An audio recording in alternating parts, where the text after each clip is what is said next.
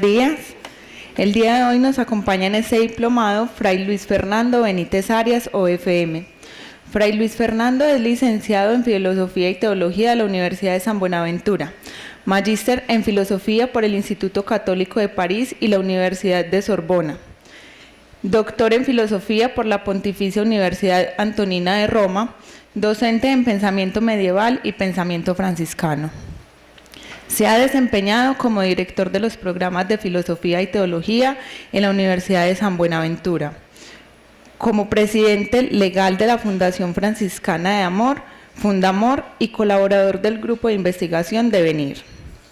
Ha sido responsable de la Oficina Provincial de Proyección Social de la Comunidad Franciscana en el municipio de Guapi, en el departamento del Cauca. Es autor del libro de Justicia Política en Pensamiento de Juan Duns Escoto, publicado por la editorial Bonaventuriana en el año 2011. Le damos la bienvenida a Fray Luis Fernando Benítez.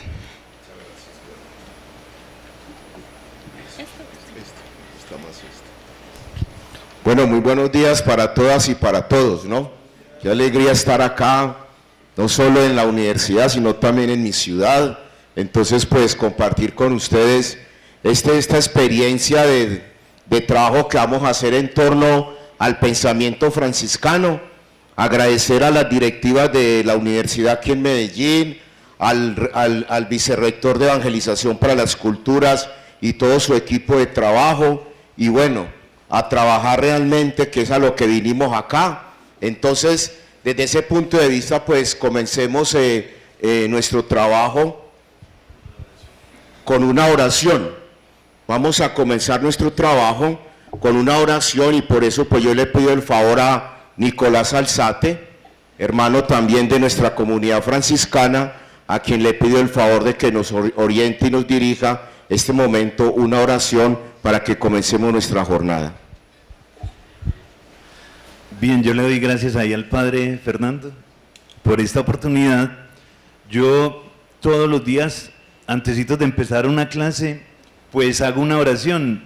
No es porque dicte clases de religión ni nada de eso, sino que porque considero que la academia también es una oración, en la medida en que uno se entrega y se consagra a ella.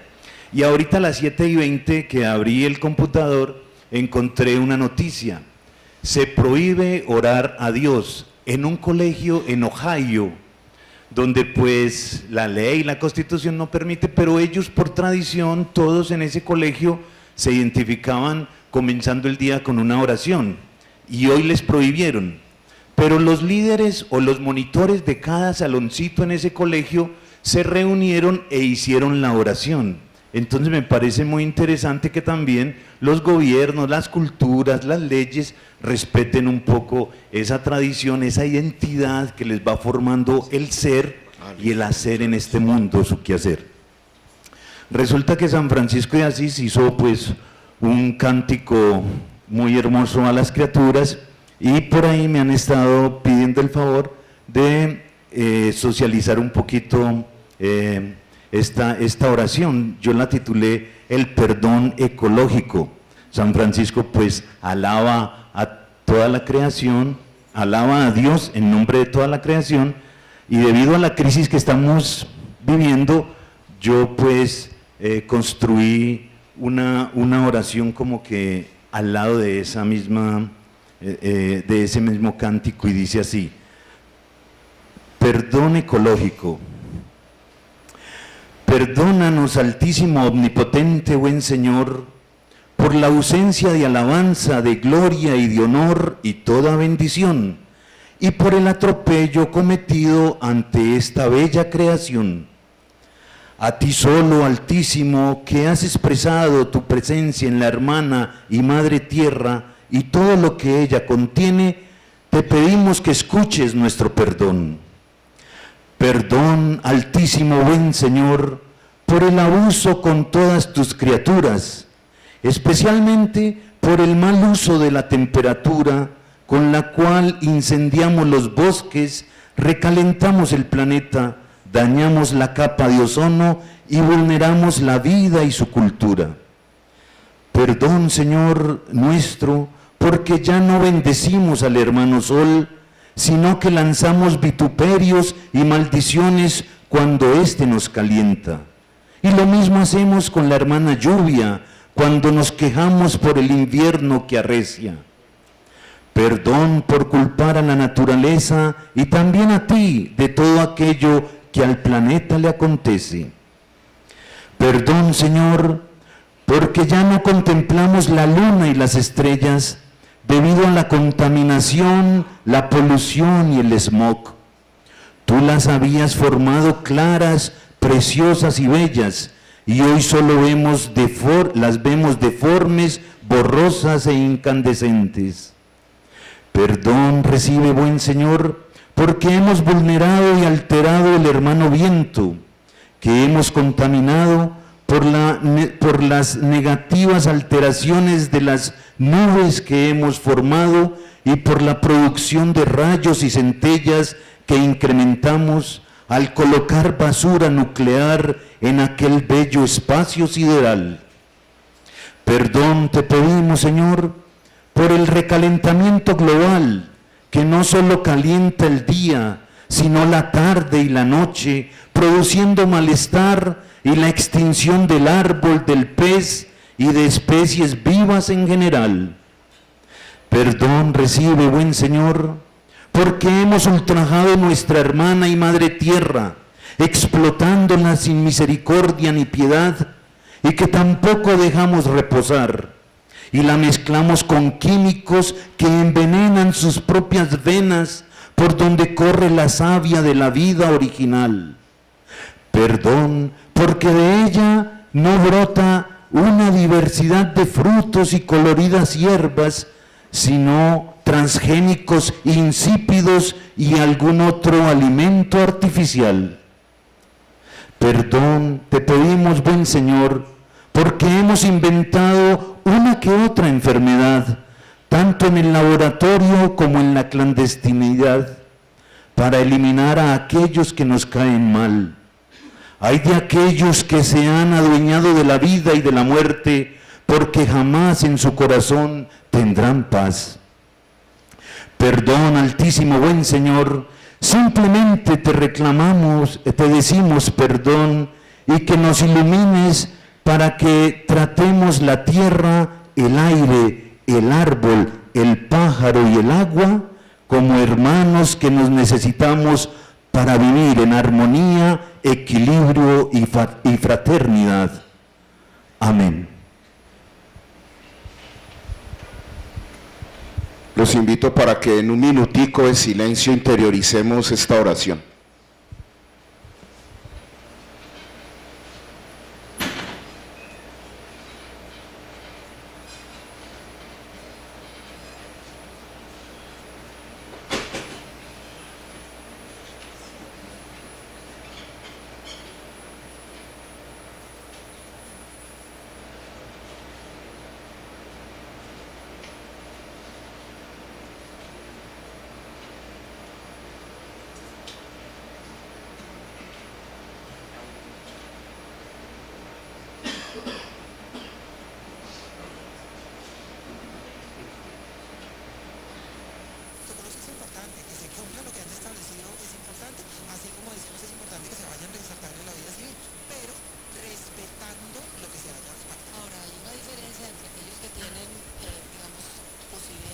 Bueno,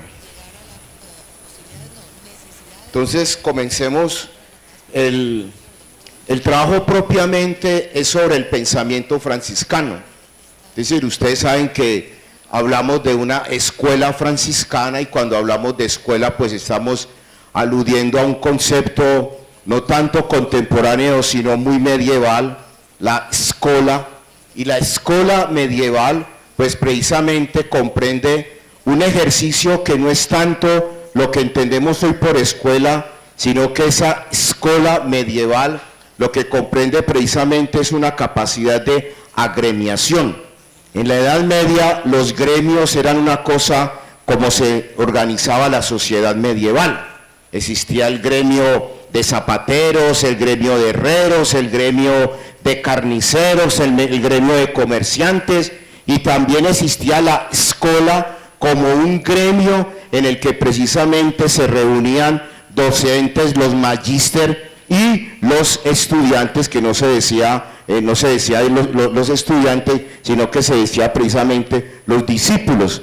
Entonces, la palabra escuela es un concepto que agremia, es un concepto que reúne. Entonces, cuando hablamos de la escuela franciscana, nos remontamos a esa concepción medieval, que es reunir a estos hermanos franciscanos posteriores a Francisco de Asís, quienes precisamente la tradición filosófica franciscana los ha agremiado allí. No es que ellos se hayan agremiado, no es que San Buenaventura convocó a Escoto, a Ocan, a Lul, vamos a hacer una reunión y hagamos un gremio aquí. No, eso ya es un trabajo posterior que se ha hecho a lo largo de la historia de la orden franciscana, cuando precisamente se quiere como colocar en un solo componente, agremiar en un solo componente a estos hermanos franciscanos que han hecho pensamiento precisamente a partir de la persona de Francisco de Asís, porque eso es algo muy importante.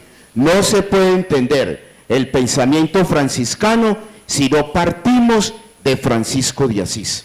Ese es el trasfondo obligado que nosotros tenemos para poder comprender por qué un Buenaventura, por qué un Juan Dulce Escoto, por qué un Guillermo de Ocan, por qué un Pedro Juan Olivi, por qué un Raimundo Lulio, por qué un Alejandro de Alés, por qué esta gente fueron capaces de beber de la experiencia personal de Francisco, que se llama precisamente una intuición, una experiencia personal. ¿Cómo fueron ellos capaces de beber de esa intuición personal de Francisco de Asís para llevar luego eso a un corpus, a un concepto, a la academia, a un sistema? Es decir, ellos sistematizan, ellos conceptualizan, ellos academizan, ellos intelectualizan lo que Francisco vivió tan simplemente. Entonces, ese es el pensamiento franciscano, ese paso allí, ese tránsito allí, de la vida al concepto, de la vida a la academia, de la vida al corpus, de la vida al sistema. Entonces, eso es lo que vamos a llamar un pensamiento franciscano. Por eso, para entender esto, hay que partir de Francisco de Asís. Yo sé que ustedes ya trabajaron con Juan de la Cruz, trabajaron el tema de fuentes, ubicaron de pronto ya a Francisco de Asís como tal. Entonces, desde ese punto de vista, pues yo no voy a repetir biografía, aunque la biografía que yo voy a presentar aquí de Francisco de Asís no es tanto una biografía, digámoslo así, a nivel de cifras, de datos, de fechas, sino que vamos a hacer, digámoslo así, una mirada de Francisco de Asís que nos va a dar muchos elementos para poder comprender esto del pensamiento franciscano. Hay un autor norteamericano que se llama Donald Spoto.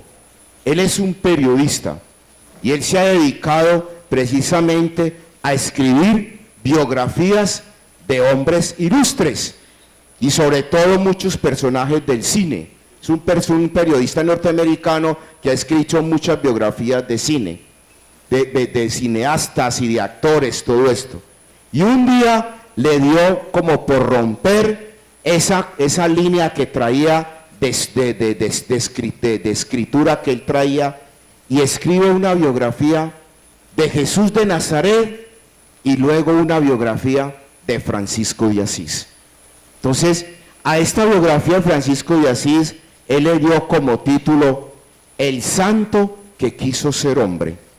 No diría, debe ser lo contrario, pero tiene su razón de ser. Donald Spoto, el Cristo, el santo que quiso ser hombre. Entonces, allá hay un capítulo muy interesante, y es el capítulo 5 de ese libro, que es donde él trabaja el tema de la desnudez del cuerpo. Yo quiero comenzar por el tema del cuerpo en Francisco de Asís. Hay un autor francés de la corriente de la fenomenología francesa, Merleau-Ponty. Merleau-Ponty trabaja mucho el tema de la fenomenología y lo aplica precisamente al tema del cuerpo. Este pensador francés hizo todas sus investigaciones y sus trabajos en hospitales psiquiátricos. Allí se iba a vivir con estos pacientes que tenían diferentes enfermedades de tipo psiquiátrico. Y él desde allí empieza a aplicar precisamente ese método fenomenológico que nos dejó Edmundo Husserl, lo aplica muy bien al tema justamente de la psiquiatría y particularmente en el tema del cuerpo. Entonces, él nos dijo que en el cuerpo hay una memoria. El cuerpo tiene una memoria y él llama a eso la memoria del cuerpo. Entonces, yo quiero unir estos dos autores, quiero unir a Merleau-Ponty con su método y a este periodista norteamericano Donald Spott con su libro El santo que quiso ser hombre. Entonces, a partir de la desnudez del cuerpo es que yo quisiera comenzar pues un poco a ubicar la persona de Francisco de Asís. Muy bien, entonces comencemos diciendo, algo con lo que tenemos nosotros que comenzar es la experiencia de Francisco de Asís de frente al Cristo de San Damián. Yo no sé si ustedes conocen muy bien ese momento histórico. Hay que partir del hecho de que Francisco de Asís es una persona de encuentro. Toda la vida de Francisco de Asís se la pasó encontrando. Encontró un leproso, encuentra un campesino, encuentra un crucifijo, encuentra a las aves. Es decir, uno pudiera muy bien decir que Francisco de Asís es el hermano del encuentro. Por eso, cuando un pensador nuestro que se llama José Antonio Merino, que ha hecho muchos estudios sobre precisamente la vida franciscana ya aplicada al mundo de hoy, particularmente en un libro que se llama El humanismo franciscano, allí José Antonio Merino coloca como primera categoría franciscana el encuentro. Por eso nosotros tenemos que ser mujeres y hombres de encuentro. Y lo primero que Francisco hacía cuando encontraba a alguien era saludar. Saludar. Es lo primero.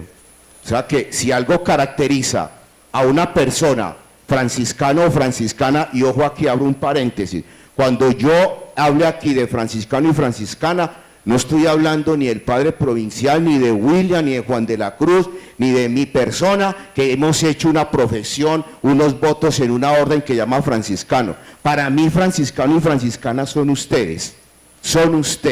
Por lo tanto, siéntanse aludidos, para bien o para mal, pero siéntanse aludidos cuando yo tome el término franciscano o franciscana. No piensen en hábitos. Mire, yo traje el hábito ahí y no me lo puse. No piensen en hábitos, piensen en ustedes, franciscanos y franciscanas. Entonces, desde ese punto de vista, cierro el paréntesis, lo primero que hace un franciscano o una franciscana es saludar. Y Francisco lo hacía. El Señor te dé su paz. Paz y bien. Eso es un saludo franciscano. Entonces, más adelante vamos a ver qué significa eso de paz y bien. Entonces, comencemos diciendo que el encuentro de Francisco con el Cristo de San Damián es un momento particular en la vida de él. Dicen los que estudian este momento histórico de Francisco de Asís, que allí Francisco de Asís se sentía la piltrafa más grande del mundo. Me perdonan la expresión, estaba hecho una mierda. Es el momento más bajo de la vida de Francisco de Asís. Y se coloca delante de un fracasado, porque Cristo en la cruz tiene la presencia de un fracasado, una mierda delante de un fracasado. Mire qué experiencia allí, un hombre hecho mierda, porque así lo dicen los que han estudiado ese momento histórico de Francisco de Asís, delante de un fracasado, un crucifijo. Delante de un fracasado. Esa experiencia es muy importante para comprender el tema de la desnudez del cuerpo, para comprender el tema de la memoria del cuerpo. Ese momento que vivía Francisco de Asís delante precisamente de ese crucifijo. Por eso la oración que él pronuncia allí delante del crucifijo es una oración muy sentida de una persona que está completamente por el piso y que se encuentra con otro derrotado, con otro fracasado en la cruz. Entonces es el encuentro de dos fracasados, es el encuentro de dos derrotados. Entonces de allí surge una experiencia muy interesante que va a tener su conclusión precisamente en la desnudez. Entonces, desde ese punto de vista, la experiencia de Francisco de Asís delante del Cristo de San Damián tiene consecuencias. Y esas consecuencias comienzan a mostrarse en el despojo. En el despojo. Se despoja de los bienes y del dinero.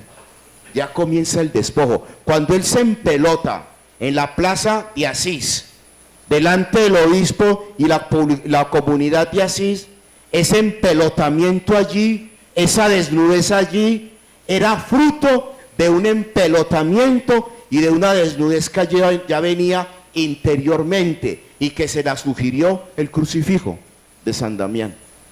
Entonces, desde ese punto de vista, el despojo de sus ropas delante del obispo, la desnudez del cuerpo en Francisco, comienza con una desnudez y una desapropiación interior. Por eso reparte bienes y por eso reparte dinero. No es simplemente una persona loca que le dio por repartir, por tirar billetes desde un balcón, como hizo un costeño la otra vez aquí en Colombia, que amaneció loco tirando dólares por un balcón. No, no es eso. Eso es el fruto de algo que ya venía aconteciendo interiormente. Entonces es importante eso, ¿no? Por eso el desnudamiento delante de la gente de Asís lo lleva a ¿qué? Al estar desnudo, él precisamente encuentra que la única protección que él encontró en ese momento, cuando se desnudó, fue la protección del obispo de Asís. ¿Quién lo cubre? ¿Quién lo protege? Eso es muy importante en la experiencia de Francisco de Asís. Cuando estuvo completamente desnudo, la única realidad, la única entidad, la única institución que lo abrigó fue la iglesia, encabezada por el obispo de Asís. Eso marca también la vida de Francisco de Asís. De pronto, cuando uno está en ese momento de desnudez más grande en la vida, esa persona que nos tienda la mano, esa persona que nos cubra, esa persona que me ayude, va a tener de pronto en mí un lugar muy particular y muy especial. Entonces, Francisco de Asís no es la excepción. En ese momento, él ve que es el obispo que representa a la iglesia, quien lo acoge, quien lo protege, quien lo cubre precisamente en ese momento tan duro, ¿no? Por eso ya, desnudo, habiendo repartido bienes, habiendo repartido dinero, sintiéndose protegido por la iglesia, ¿a qué se dedica? Se dedica precisamente a reconstruir iglesias. Uno, porque la experiencia con el crucifijo le dice, ve y repara mi iglesia, entendiendo él por iglesia los edificios materiales de ladrillo. Y segundo, porque en su peor momento de desnudez, quien lo acoge es la iglesia. Por lo tanto, se unen esos dos momentos, la experiencia del crucifijo y la protección del obispo, que es de la iglesia, y por eso ese término iglesia para Francisco comienza a ser muy importante, y es allí donde él se dedica precisamente a reparar iglesiecitas, capillas que habían por ahí derruidas, destruidas, porque en la Edad Media había muchas guerras, entonces mucha edificación estaba destruida, comenzando por las pequeñas capillas o oratorios que había por ahí a lo largo de los caminos, y él se dedica precisamente en esa tarea. Entonces, él piensa que justamente esas iglesias derruidas son la invitación que el crucifijo le hace, y al sentirse protegido por esa madre que se llama la iglesia, él ve que la mejor forma de poder vivir de aquí en adelante es reconstruyendo eso. Ahora bien, desnudo, él vivencia otra realidad que era muy propia en la Edad Media. Mire, cuando Francisco se desnuda, no pensemos que eso es un acto heroico, pues, se empelotó delante de todo el mundo. Mire, en la Edad Media, cuando uno estudia la cultura, el pensamiento, las costumbres medievales, la desnudez no es una cosa rara. Eso era algo muy común en la Edad Media. Era muy común en la Edad Media. El llevar precisamente, los únicos que llevaban grandes atuendos y ropas eran los cortesanos, las cortes, los príncipes, los reyes, los emperadores, pero el común de la gente vivía lo más simple posible, lo más simple posible. Por lo tanto, la experiencia de la desnudez no es una cosa pues que uno se admire, Francisco, ¿cómo tuvo esa valentía? No, ¿cuántas veces Francisco en sus borracheras con sus amigos no se empelotaría delante de ellos? Que Francisco se la pasó en parrandas, el rey de las fiestas. Entonces, ¿cuántas veces con la cabeza llena de cerveza no se empelotaría? Es decir, eso no es una cosa del otro mundo, no es una cosa del otro mundo. Y a partir de allí, de esas costumbres medievales, entonces la desnudez del cuerpo no era una cuestión muy, digámoslo así, excepcional, no, era lo más normal, era lo más normal. La gente daba del cuerpo en cualquier parte, la gente copulaba en cualquier rincón, en cualquier columna. Entonces, desde ese punto de vista, nos damos cuenta que la desnudez en la Edad Media no es una cosa extraordinaria, ¿no? Era casi un modus vivendi, una cosa muy común entre ellos. Entonces, cuando Francisco precisamente se desnuda delante en la plaza pública, delante del pueblo y del obispo de Asís, él allí está practicando un arte que era muy medieval, el ars concionandi. El ars concionandi es la capacidad de actuar hablando. Actuar y hablar. Eso era muy propio en la Edad Media.